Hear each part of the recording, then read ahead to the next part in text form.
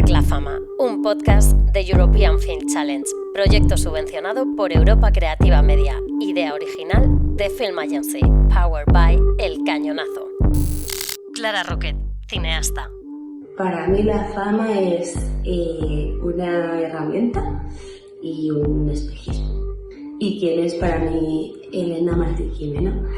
Pues Elena es una gran amiga y una persona a la que admiro muchísimo como amiga y como artista. Fuck la Fama, un podcast de cine desde las trincheras. Hoy con Elena Martín Gimeno. Somos Laura Martínez Santamarina y Jesús Choya Zatarain. Y esto es Fuck la Fama. Bienvenidas. Estamos encantadas de tener aquí a Elena Martín Gimeno, directora de Julia East, ahora Creatura, presentada en el Festival de Cannes, actriz de cortos tan premiados como Suc de Síndria, de Irene Moray. ¿Qué tal estás, Elena? Muy bien, contenta de estar aquí. Nosotros estamos muy ilusionados también de tenerte aquí, que además hemos visto Creatura, nos parece un peliculón a los dos absolutamente, y yo creo que vamos a empezar un poco por ahí, ¿no? Teníamos una sensación, Laura y yo, de que en Creatura se hablan de temas o se tratan temas, no vamos a decir que no se han tratado nunca en el cine español, porque seguro que podemos encontrar algún ejemplo, ¿no? Luego también te preguntaremos por eso, pero sí que son temas que están muy presentes en conversaciones nuestras, entre nuestros amigos, sobre cómo nos relacionamos con el sexo, cómo nos relacionamos con nuestro cuerpo. Al final siempre percibimos que en tus trabajos, ya no solo como directora, sino como actriz, hay una columna vertebral de ciertos temas, de una visión hacia nosotras mismas, hacia el cuerpo, hacia cómo nos relacionamos con los otros y las otras, la sexualidad y demás, y queremos focalizar el trato, ¿no? ¿Cómo tratas esto en la imagen? Sí, y desde dónde partes, ¿no? Porque justamente antes, off the record, estábamos hablando un poco, ¿no?, de esta idea de que son temas a veces un poco etéreos y bajarlos a tierra, a nosotros al menos nos parece muy increíble, ¿no? Que se dé como cuerpo de película, ¿no? Como Creatura. Sí, pues mira, justamente ahora que hablabais de esto de que son temas que están en conversaciones con amigas, con amigos, para mí surgió mucho de ahí. O sea, yo estaba hace 5 años o algo más haciendo performance con unas amigas, que teníamos un colectivo y hacíamos performance muy en torno al cuerpo, era una cosa como... Qué guay. Sí, muy física y de experimentación y tenía mucho que ver con la sexualidad. Y a raíz de estas performances que de entrada no iban a ser a puerta abierta, era una investigación como interna, empezamos a compartir experiencias, a contarnos primeras veces. Y primero parecía como que las primeras veces que nos contábamos, ¿no?, en relación a eso, a despertar sexual, tenían que ver con la adolescencia. Pero de repente era como, no, pero yo recuerdo, y vamos tirando para atrás. Vas tirando del hilo y del hilo y del hilo. Sí, y fue muy bonito porque era un espacio en el que podíamos también hablar de todos esos matices y todas esas zonas grises y todas estas experiencias que normalizamos y que pensamos que no afectan a nuestra vida presente, ¿no?, que quedaron ahí porque no fueron tan traumáticas o porque no sé qué, pero luego te das cuenta y compartes con tus amigas o con tus amigos y todo el mundo tiene una relación súper compleja con el sexo y súper compleja con su propio cuerpo. Entonces, bueno, a raíz de ahí, con una terapeuta, con Berta Clavera, empecé a investigar, empecé a leer. Luego entró Clara Roquet en el proyecto y entonces empezamos también a preguntar a más, primero amigas y luego pues amigas de amigas, la madre, la tía, no sé quién. Yo conozco una persona, pues yo tengo un amigo que es padre y su hija tiene justo la misma edad que queréis trabajar en la peli, ¿no? Y es fuerte porque la gente te cuenta cosas que según cómo en ficción puede parecer demasiado. ¿no? Claro. Pero es que en la vida real es así. Claro. Es que Sí, pero luego trasladado al cine te pueden tachar, ¿no?, de exagerada. Es la cosa, ¿no? Porque cuando vemos algo en una pantalla nos choca tanto y luego en el fondo la vivimos y siempre es como le quitamos hierro, ¿no? O es como, bueno, puede pasar. Yo creo que también es una... Bueno, obviamente hay una cosa sistémica de que hay sitios donde no se pone el foco. porque no parece que sea importante, pero luego te das cuenta que, por ejemplo, en relación a la sexualidad hay unos miedos y unos bloqueos súper fuertes que no afectan solo a las relaciones íntimas y sexuales de una persona adulta, sino que afectan a la autoestima, pueden llevar a episodios de depresión, pueden llevar a ansiedades, pueden llevar a una desconexión muy fuerte con el cuerpo. O sea, yo me acuerdo de una de las entrevistas, por ejemplo, una chica nos contaba que tenía arcadas cuando se masturbaba. Qué fuerte. Y ella no recordaba ninguna experiencia especialmente explícita de abuso en su pasado. Entonces es como... Y no es un caso único. Muchas personas que nos decían, no, es que yo justo antes de tener sexo tengo ansiedad. Y siempre, con mi pareja. Llevamos 5 años. Es como... ¿Cómo puede ser esto? Enfrentarse a eso. Y luego desde ahí a otros temas, ¿no? Como qué tipo de fantasías que necesitamos proyectar en el otro para... ¿no? El deseo es algo súper complejo, es una construcción cultural súper interesante, tan poco hablada que encuentra unos recovecos que son muy extraños. Y salió un poco de ahí. Y es cierto que durante el guión lo más complejo fue pasar de todo esto que podría ser casi una tesis, ¿no? Y de todo lo que habíamos leído, todo lo que nos habíamos informado y tal y cual, a una historia concreta, porque siempre fue nuestro objetivo que la película fuera una película accesible, porque es una película que pretende ser en parte didáctica, en parte pues eso, abrir ser debate, entendida, exacto, ¿no? Como no pretendía ser nunca una película elitista, ni una película que se recreara en códigos más formales o algo así, tenía que ser algo que emocionalmente llegara. Entonces, bueno, eso fue el camino de encontrar pues, el personaje de Mila y todo lo que le pasa a ella y bajarlo a la tierra. Yo creo que es que salimos los dos muy, muy emocionados también por eso, porque lo relacionamos con experiencias propias, con algunas que están un poco ahí escondidas, ¿no? y te planteas en momentos como estos. Y hay una cosa que sí que pensábamos, y es lo importante que existan estas películas para que haya como referentes que te den lugar a no solo a tener esa conversación, sino también sentirte un poco acompañado, ¿no? A decir, bueno, efectivamente esta conversación existe, aunque igual nosotros la tengamos en una mesa de un bar y parece que somos los únicos que nos estamos planteando estas cosas y que estamos un poco locos, esta conversación existe más allá, ¿no? Y por eso te queríamos preguntar cuáles han sido un poco tus referentes a lo largo también, no solo de cara a hacer la película, ¿no? Sino en tu crecimiento cinéfilo y también personal, ¿no? Es que todo el mundo yo creo que tenemos referentes a lo largo de toda nuestra vida, siempre tenemos referentes, y sobre todo audiovisuales, porque es al final lo que vas consumiendo todo el rato. Entonces, si todo el rato te bombardean con imágenes, con situaciones, con ficciones que dan un cierto tipo de historia o de narrativa a la sexualidad, Sí. sobre todo a la sexualidad femenina, pero también del colectivo. O sea, muchas veces criatura es una cosa que hablábamos, que decíamos, no solo porque la protagonista sea femenina tiene que ser una historia femenina, también el colectivo se puede sentir muy identificado con esto, ¿no? Sí. Lo hablamos, sí, ¿te no, acuerdas? yo como O hombre sea, gay también, yo creo que había muchas cosas que he hablado luego con compañeros y también porque había... al final son cosas que están implantadas tan dentro que si no tiras tú no quitas el tapón no sale nunca, ¿no? Entonces nos gustaría eso, preguntarte qué tipo de referentes también te han hecho crecer en este sentido para crear este tipo de películas. Pues mira, concretamente para la película fue difícil encontrar referentes. Porque, bueno, obviamente la etapa de la infancia apenas hay, tampoco no quiero decir cosas absolutas, pero no, y me refiero que tampoco he visto todas las películas claro. que existen, Sí. o sea, ojalá haya ejemplos que se nos hayan pasado por alto a Clara Roquet y a mí, pero uno de los referentes que nos ayudó mucho, que es un corto muy corto, de 5 o 6 minutos, Sí. que se llama The Most Beautiful Man in the World. Es una niña pequeña, es nada, como un gesto, pero nos inspiró mucho también. A mí me inspira muchísimo las películas de Miranda July. Me and You and Everyone We Know tiene algunos momentos de la trama de los dos hermanos en los que el niño pequeño, que debe tener eso, pues 4 o 5 años, 6 máximo, y el hermano mayor, que debe tener 13 o así, que Entre ellos entran en un chat como de ligoteo tal y cual, y el niño pequeño está ahí flipando con los códigos, con el vocabulario, y son dos niños enfrentándose, ¿no? como a una situación que está en realidad codificada por adultos, y ellos lo miran desde una inocencia que no saben a qué están jugando. Y Miranda July es muy buena poniendo sobre la mesa temas que son muy complejos y tratarlos de forma muy luminosa.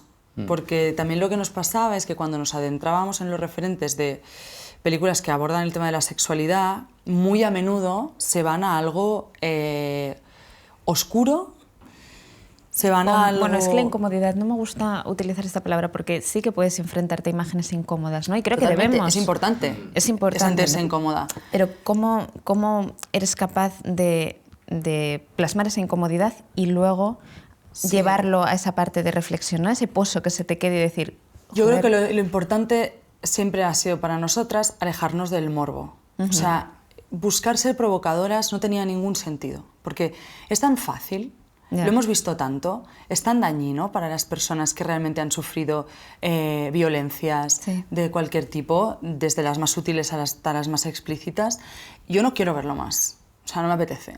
Es algo que no me apetece y no quería... Estás perpetuando una... Claro, entonces para nosotras era muy importante pues, buscar referentes que abordaran el tema de la sexualidad y del despertar sexual realistas, porque tampoco vamos a ser naif, vivimos en el mundo que vivimos y existen represiones, existe la violencia, esto es así, pero hacer un análisis real de qué pasa con esto, cuáles son los actores aquí, cuáles son los elementos, por qué sucede esto, porque solo así hay una posibilidad de cambio, ¿no? Entendiendo cómo llegamos a esto, cómo llegamos a que un chaval de 15 años, que seguramente es buen chaval, que es un tío sensible, que no sé qué, esté abusando de una chica en un centro comercial, discoteca, un centro comercial. ¿Cómo llegamos a eso? ¿Sientes responsabilidad como cineasta en este sentido también, como de poder como llegar a esa, no sé si denuncia o a comunicar eso, ¿no? Sí.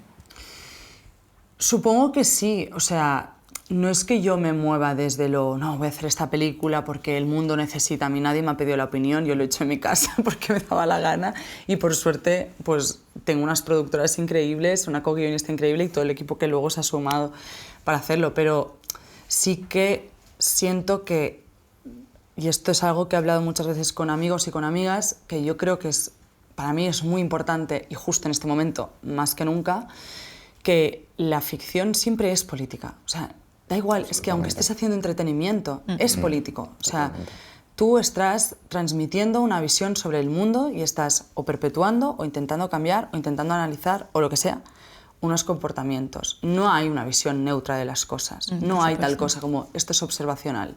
No es verdad. O sea... De solo con cómo pones la cámara... Estás contando cosas. Y para mí sí que era muy importante y de hecho con Clara también...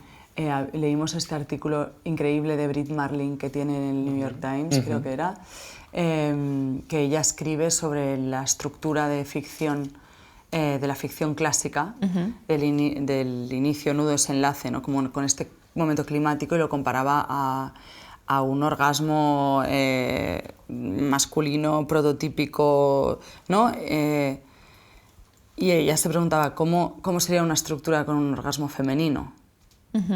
Qué interesante. ¿Sabes? Que no sea un build-up, tension, release, ¿sabes? Como ¿Qué procesos hay entre medias? Y para mí la gracia de escribir algo y de pasarte 5 años y medio en un solo proyecto, bueno, con otras cosas en paralelo, pero ¿sabes? Como es poder ser exigente con todas estas cosas y poder plantearte todas estas cosas.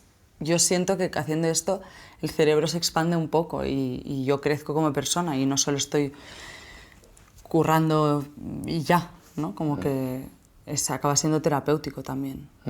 Sí, una de las cosas que te queríamos preguntar, que en la industria cinematográfica todo este tema quizás de tensiones, situaciones un poco complejas, ¿no? Que se difuminan en ciertos límites, que porque no hay abusos, obviamente, sí, como abusos, en todo tipo de industrias cinematográficas. ¿Crees que hay un cierto silencio a no hablar de esto? ¿O no a denunciarlo como se tiene que denunciar, como pasaría en cualquier otro ámbito, ¿no? Ambas cosas. O sea, hay un problema con el tema de denunciarlo, porque estoy segura de que hay muchas presiones laborales. O sea, esto no es responsabilidad de las víctimas, esto es responsabilidad del sistema. No hay espacios de denuncia que sean seguros, ni en este sector ni en ningún otro. Entonces, pues es muy difícil alzar la voz cuando te amenazan con no volver a trabajar, por ejemplo, ¿no? Que es algo que puedo imaginar que pase. Y luego hay un tabú muy fuerte en hablar de estas cosas. Hablar de todos los grises, de los matices, es como que da mucho miedo. Sí, yo me he sentido así, pero yo no sé si esto se puede contrastar, ¿no? Entonces, yo solo puedo decir, me he sentido así. Sí, o plantear, oye, esto que estás haciendo me está incomodando, ¿no? Que tú Solo igual lo el tienes hecho de integrado como plantearlo algo normal y que de repente... Y hablar, y eso es más a nivel individual, pero yo también pienso que obviamente tenemos una responsabilidad individual, pero también es importante poner el foco en el sector. Porque claro, una persona sola no cambia nada. Entonces, sí que yo siento que hay un tabú en hablar del hecho de... Está claro que en España no ha sucedido nunca un Me Too. Vivimos en el sistema que vivimos. Está claro que han pasado cosas en España. Está clarísimo. Entonces, hablar del hecho de, oye, ¿y qué pasa con esto? ¿Y qué pasa con tal? Todo el mundo conoce a alguien que... Yo tengo la sensación además de que cuando surge algo, ¿no? Lo que pasó quizá en los Fenoz, por ejemplo, hay rápidamente como una búsqueda como de una cabeza de turco, muy rápidamente, que se elimine, pero no hay una conversación real sobre algo que está efectivamente estructural. Tanto Laura como yo hemos trabajado a muy pequeña escala, pero en industria del cine y hemos tenido desafortunadamente casos muy cercanos en el que se han podido dar este tipo de situaciones y es muy complicado de repente, ¿no? Y genera mucha frustración por lo que estás diciendo, porque te metes en una espiral un poco de inseguridades, de miedo, de si estás exagerando. Yo creo que por eso también es importante, ¿no? Que haya... Sí, yo creo que por eso también es tan valiente películas como esta, ¿no? O sea, que aunque no traten estos temas, ¿no? Pero sí que buscas el gris de las situaciones y que al final puede ser un ejemplo para otras cosas. Nos gustaría preguntarte también quién es Elena ahora, desde Julia East, desde Las amigas de Ágata, cuando actuaste en esa peli TFG, proyecto de fin de grado, hasta presentar una peli en Cannes. A mí me ha encantado lo que has mencionado antes, ¿no? de esas performances con grupos de amigas, ¿no? Esta idea un poco como de cine colectivo o de arte colectivo. Trabajar hasta con ahora amigas, guay. Hablábamos también antes, ¿no? De estar presentando una película, ganando un premio además en el festival más grande del mundo, ¿no? Con toda esa pompa. No sé si el viaje es un poco hacia algo más solitario y cómo también llevas, ¿no? Esa evolución. Pues la verdad es que no ha sido un viaje hacia algo más solitario. Sí que siento que en Criatura he tenido que tomar más responsabilidad que en Julia East, porque por una cuestión de una naturaleza de estructura de la película, de forma de producir. Julia East era una película creada en colectivo, o sea, yo tenía el rol de dirección de la manera más literal posible, en el sentido de liderar, pero la historia era de Marta Cruañas, Pol Rebaque, María Castellví y mía, y siempre estuvimos ahí decidiendo todo entre todos. Entonces, esto sí es un cambio, obviamente, pero yo, claro, también me pasa que yo en paralelo yo sigo trabajando con mi colectivo de teatro, con Bàcul Actiu, y sí, seguimos haciendo creaciones colectivas y seguimos explorando lenguajes como un poco límite, o sea, esa parte sigue ahí y en realidad, en el fondo, es una manera de estar. O sea, en Criatura yo siento que, por ejemplo, todo el tiempo que hemos estado con Clara Roquet escribiendo el guión, he sentido una energía muy parecida a la que tengo cuando estoy con el colectivo de teatro. O sea, nunca nos hemos aferrado a algo que conociéramos para estar más seguras. O sea, en todo el proceso del guión ha sido una búsqueda constante y tiempo y capas y incomodidad también. Y yo creo también, bueno, también a mí me pasa que, claro, una de las productoras de Criatura es Marta Cruañas, que también era productora de Julia East. La Store Media ya estaba también en Julia East, Avalon también estaba ya en Julia East, ¿no? Como que hay cosas que han seguido. Las performances que os comentaba, Carla Linares, que sale conmigo en Las amigas de Ágata, sale en Julia East, ella forma parte del colectivo Sí, son de gente que performance permanece en y el sale en camino. Creatura, ¿no? O la compositora de la banda sonora, Clara Aguilar, es del colectivo y también estaba en estas performances que os comentaba. Entonces, las cosas siguen como mezclándose un poco. Hay que trabajar Qué en guay, eso grupo es y con bonito. amigas. Sí. Resumen. Sí. Resumen. Qué guay. Se nos está acabando el tiempo, que me da mucha pena porque tenemos Sí, como desde Bravo. Desde Bravo, vale. Vamos a hacer tenemos preparadas como Voy a unas- beber un poco de agua para conocerte para un prepararme. poco mejor, sobre todo como la parte cinéfila y los gustos cinéfilos y que haya un poco de recomendaciones a los espectadores que nos están viendo y escuchando hoy. Te vamos a lanzar una serie de preguntas, lo primero que se te pase por la cabeza, ¿vale? Venga. Empezamos, venga. La película de tu infancia. Casper y la bruja. Me encanta. Una película que te haya influido. ¿Una? La Una. primera. La primera que se te venga. ¿Hemos ¿Puedo decir mencionado dos? algunas? Venga. No, una. Creo que el primer choque heavy fue Mulholland Drive. Qué buena. ¿Ven? Una película con la que te quedaste dormida. Todas. ¿No?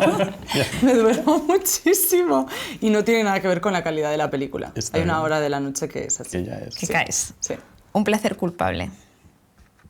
De peli. De peli. Chicas malas. Bueno, yo creo ya está como, ¿no? Ha pasado la idea de placer culpable. Yo creo que ya todos Eso. consideramos aquí Ahora chicas ya es de malas. culto. Claro, Pero- ahora maestra. Pero está bien, sabemos lo que- compramos. Bien, bien. Dale, dale. La película o el papel que te hubiese gustado hacer a ti, como actriz o como directora. Uf. ¿Como actriz o como directora? Como directora, lo como prefieras. Wow, qué difícil. Como actriz. Es compleja, ¿eh? Podemos pasar y recuperamos al final si te surge alguna. Carrie. Bueno, está guay. A ver. ¿Has mentido alguna vez diciendo que has visto películas que no has visto? Sí, todo el rato. ¿Sobre quién te gustaría hacer una película? Leonor. Leonor, La princesa. la princesa. Vale. Me encanta. Muy buena. Una película refugio. Una película refugio. El extraño caso de Angélica. Qué guay. ¿Un cortometraje?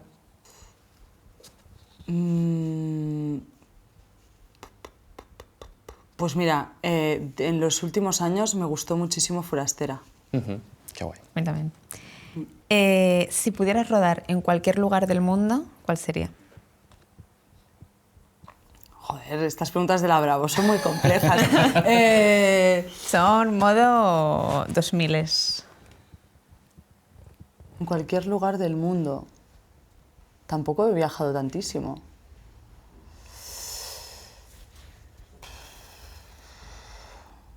En algún sitio muy frío. Uf, atrevido, ¿eh? Sí. Bueno, después de Julia East. Ya, sí. El biopic de la princesa Leonor de visita en la Antártida. En la algo así, Antártida. de viaje- Una de viaje expedición oficial. especial. Buah, me encantaría. El referente ídolo que más ilusión te ha hecho conocer en toda tu carrera profesional. Casi conocer. Vale. Casi conocer. Estuve en el DEA Lab con Creatura y tuve todos los días a 2 metros a Celine Sciamma. Pero me ponía tan nerviosa que no le dije nada, o sea, ni la saludé, nada. O sea, si nos cruzamos la mirada la aparté porque soy muy tímida, entonces, pero es la persona que casi he conocido a la que más admiro. Y por último, si no fueras quien eres, ¿quién te gustaría ser? Ahora mismo. Sí, bueno, también un poco soñando. Pues... Hostia, me gustaría mucho estar haciendo los papeles que hace Noemí Merlan. Qué guay. Sí. Qué guay. Me gusta. Bueno, pues vamos a acabar. Nosotros nos hemos sentido un poco como tú con Celine Sciamma porque verdaderamente admiramos mucho tu cine y estamos muy felices de poder haber estado charlando un ratito contigo y Gracias. seguiremos de cerca Igualmente, el un resto de placer. proyectos. Ha sido muy importante. Gracias. Sí. Muchas gracias. Y nada, para terminar simplemente, este podcast es un podcast producido por El Cañonazo, que está promovido por EFC, un programa subvencionado por Media, el programa Media de la Unión Europea. Y te queríamos preguntar, para la gente que nos está viendo, una recomendación de una película europea. ¿De ahora? ¿De ahora o de la que tú quieras. La que te venga a la mente. Pues... Uf, es que hay muchas últimamente para recomendar. Público destinado como a jóvenes cinéfilos. Jóvenes cinéfilos. Sí. Atlantic. Guay. Pues nada, nos despedimos. Muchas gracias, Elena. De verdad, ha sido un placer. Gracias. Fuck la Fama es un podcast de European Film Challenge, un proyecto subvencionado por Europa Creativa Media, una idea original de The Film Agency, producido por El Cañonazo Transmedia, guionizado y presentado por Laura Martínez Santamarina y Jesús Choya Zatarain, producido y dirigido por Sonia Bautista Larcón, sonido Dani Bravo, dirección de fotografía Álvaro López del Peso, keynote, dirección de arte Federico Balcaza, maquillaje y peluquería Marina H, postproducción Jesús Cuesta, producción ejecutiva Raquel Cabrera, Luis Aceituno y Roger Casas Alatriste. Grabado en los estudios de El Cañonazo, en el barrio de Tetuán, Madrid.